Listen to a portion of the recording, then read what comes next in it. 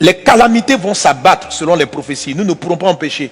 Je suis tombé sur des vidéos qui m'ont fait rire, où je voyais des personnes en train de dire, mais si vous êtes des hommes de Dieu, arrêtez la maladie là. Alors je leur réponds tranquillement, on ne peut pas arrêter ce que Dieu a dit qu'il va faire. Et j'ai envie de leur dire à ces personnes, ce que tu vois là, c'est petit même. Ce qui arrive est encore plus grave. Il n'y a aucun pasteur, on ne peut pas s'opposer à ce que Dieu a dit. La seule façon de faire arrêter les calamités, c'est une repentance mondiale. Mais je sais très bien que la plupart, vous n'allez pas vous repentir. Vous n'allez pas vouloir changer de vie. Vous n'allez pas vouloir arrêter l'adultère, l'impudicité, la corruption, le mensonge. Les rois de la terre continueront à être orgueilleux, à ne pas se fier à la parole de Dieu, à regarder cela et à banaliser, à dire tout ça sont des phénomènes naturels. Ils vont continuer à agir comme ça. Mais malgré cela, Dieu nous dit, à nous les serviteurs de Dieu, de continuer à vous avertir. Alors au lieu de regarder que doivent faire les pasteurs, qui doit faire quoi doit faire qui, répands-toi, change de vie. Arrête de sortir avec le monsieur qui sort, qui n'est pas ton mari.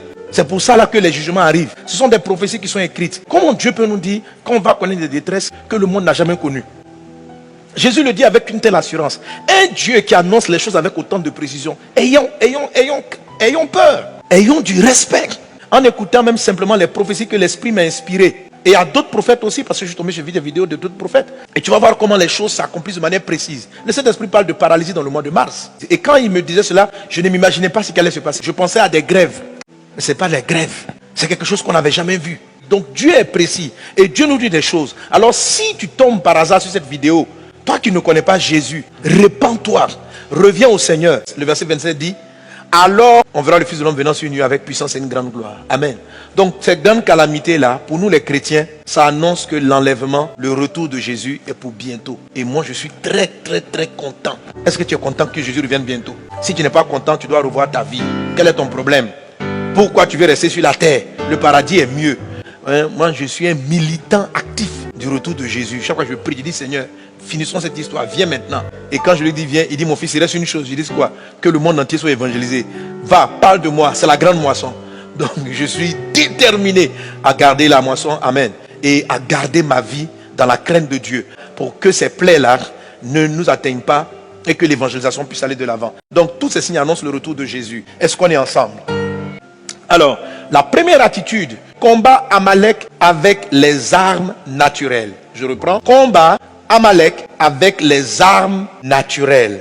Même avant de développer ça, tu as remarqué le texte, il est dit, c'est lorsque Moïse levait la main que Josué avait le dessus. Lorsque Moïse baissait la main, Amalek avait le dessus. Donc, la guerre physique se passait dans la vallée, mais la victoire ne venait pas de la vallée.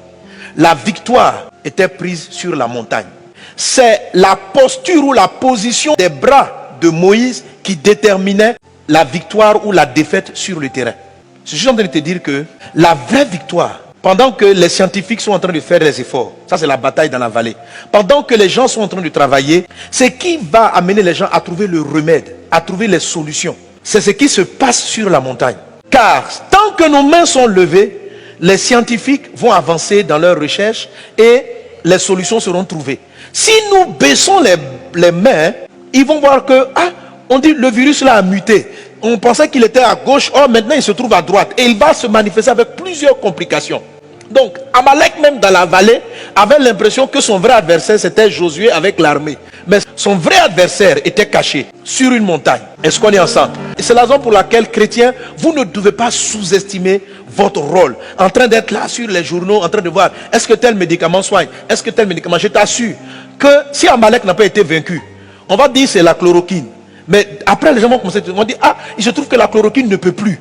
Quand la chloroquine ne peut plus, et nous on va être là. Donc ça c'est quand on a arrêté de prier parce qu'on semble avoir trouvé le remède. Et on dit bon, on a trouvé le remède, c'est la chloroquine, donc laissons-nous aller. Tu vas te rendre compte qu'un scientifique va venir te dire, chloroquine ne marche pas. Tu vas dire, encore, tu vas passer à autre chose. Frère, la chloroquine peut marcher, Yamankou peut marcher, tout peut marcher.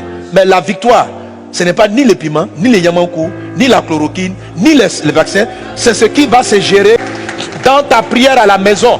C'est le combat que nous les croyants allons livrer. On n'a pas besoin que les hommes nous acclament. Dans la vérité, à la fin de la bataille, c'est Jésus qu'on a acclamé. C'est la stratégie militaire de Jésus qui a été célébrée. Mais les hommes spirituels ont compris que la vraie victoire s'est passée dans le monde invisible. C'était la bataille spirituelle.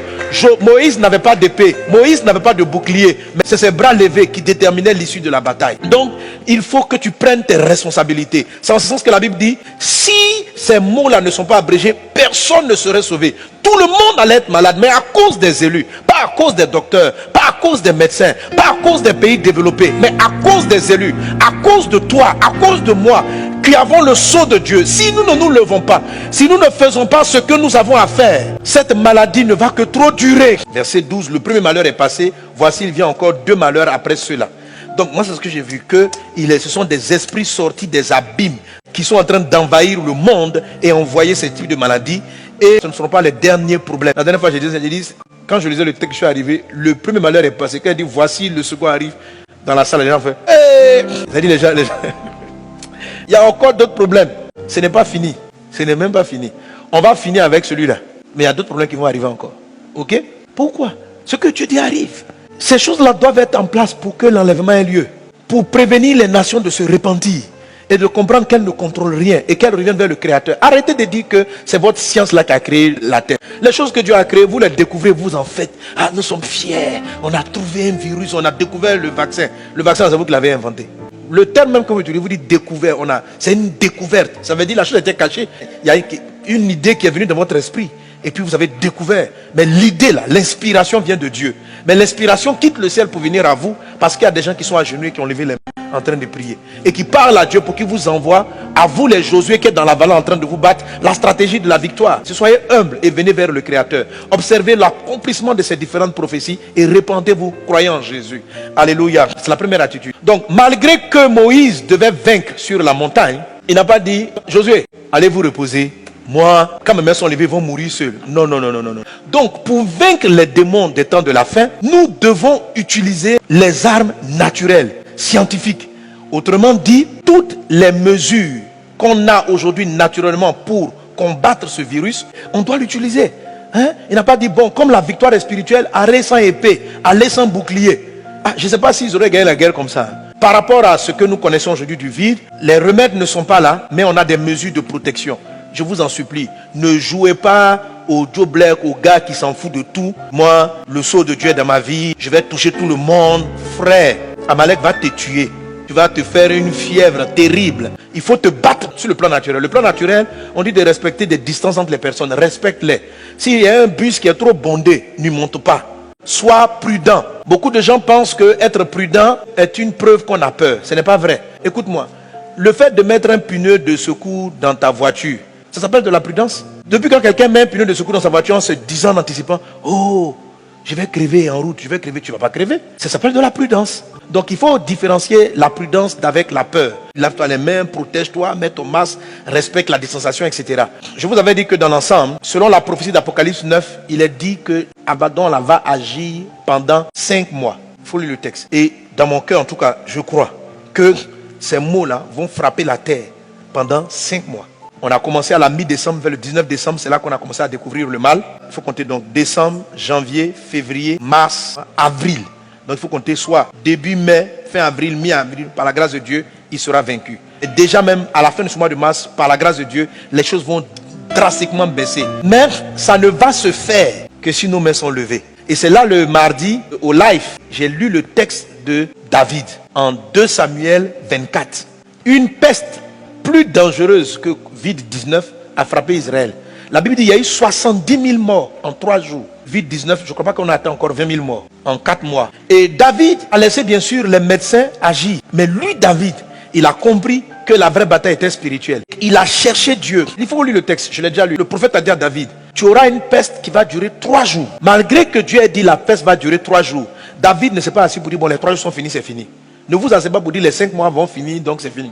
David s'est levé. Il a cherché Dieu. Et Dieu lui a dit, bon, va vers Aravna, à côté de Jérusalem, et bâtir un hôtel. Donc Dieu lui a donné des directions spirituelles. Si nous voulons même pouvoir même abréger ou réduire le temps imparti, nous devons jouer pleinement notre rôle spirituel en accomplissant notre part. Amen. Et puis juste pour le confinement, qui est très important, au cas où même la Côte d'Ivoire et les autres pays rentrent dans un confinement total où on ne devra pas sortir. Ésaïe chapitre 26 verset 20. Et on va lire ce texte qui est très important. Va mon peuple, entre dans ta chambre et ferme la porte derrière toi.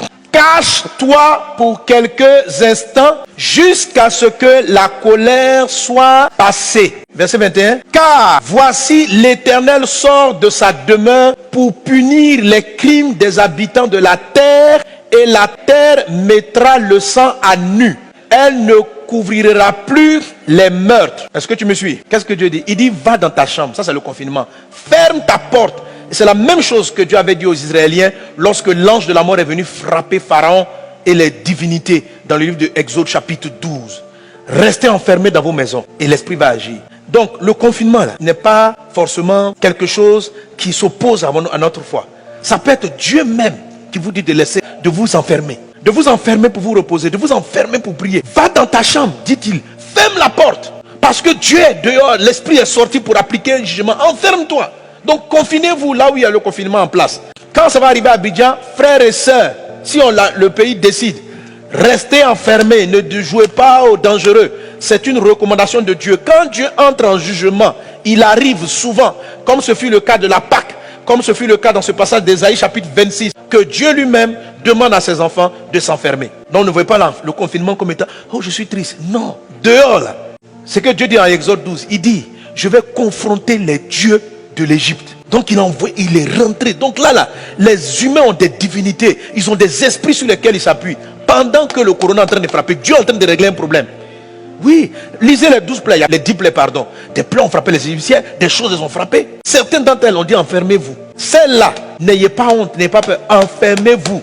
Et quand tu t'enfermes, prie. Quand tu t'enfermes, cherche la face de Dieu. C'est le plan de Dieu. Parce que Dieu est dehors, en train de régler des comptes avec des démons sur lesquels les humains s'appuient, avec lesquels ils sont en train de marcher. Donc n'ayez pas peur de confinement, ne prenez pas ça comme étant un drame. C'est une occasion pour toi de développer ta vie de prière, ta lecture de la parole de Dieu. Ne dis pas si je ne sais pas, je ne peux pas manger. Tu vas manger.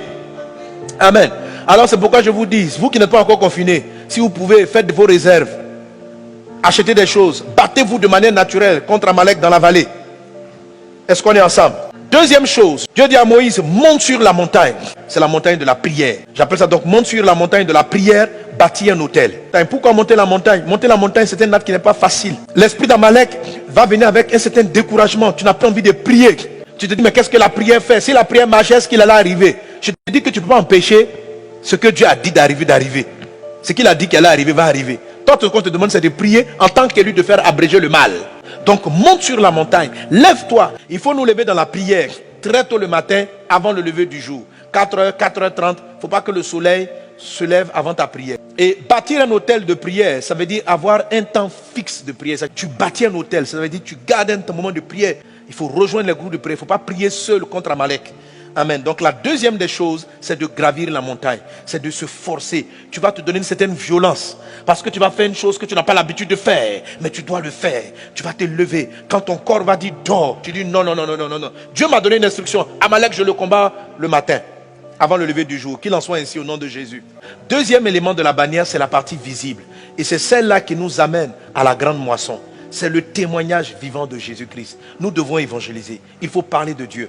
Toutes ces choses-là arrivent et vont disposer les cœurs des hommes à la repentance et à la conversion. Ce grand moment-là, ces moments de tristesse pour l'humanité, sont des temps favorables pour la grande conversion massive. Alors c'est pourquoi partagez les vidéos, faites des découpes, évangélisez au maximum, parlez de Dieu aux gens. Il y a des parties dans ce message qui vous ont touché, peut-être l'entièreté, partage, encourage les gens à l'écouter, évangélise autour de toi, parle à tes amis, profite de ces moments de confinement pour envoyer des mots à des gens et leur dire toutes ces choses-là. Dieu les avait prévues dans sa parole. N'est-il pas temps pour toi de te repentir? Voilà. Ne reste pas chez toi sans afficher Jésus. Affiche Jésus. Dire que Jésus, témoigner de Jésus, c'est de ne pas avoir honte du Christ. Comme si, devant les scientifiques, on va dire que nos prières ne sont pas efficaces. Qu'on les fasse comprendre que c'est nos prières qui vont les sauver. Qu'on les fasse comprendre que c'est ce qui se tient sur la montagne qui détermine l'issue de la bataille dans la vallée et sur la terre. L'inspiration des scientifiques, les bonnes solutions vont venir parce que des personnes gardent les mains levées et sont en train d'invoquer le Seigneur. Que Dieu te bénisse abondamment. Voici les 7 attitudes que j'ai voulu partager avec toi. Si tu as été béni, tu vas acclamer fortement le Seigneur Jésus. Alléluia.